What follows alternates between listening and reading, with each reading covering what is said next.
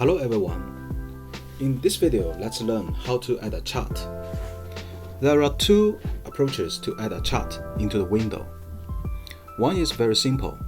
You can find a plus icon on the toolbar.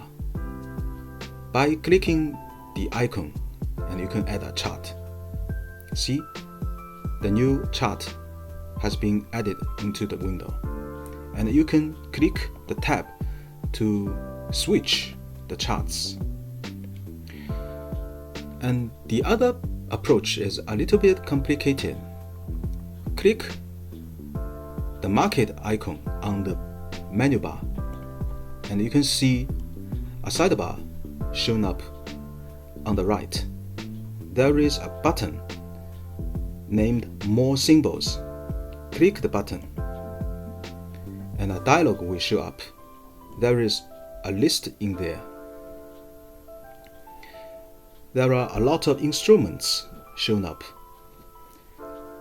Just choose the instruments you want to see. Okay, in our example, we just choose Euro USD, so no need to choose other instruments.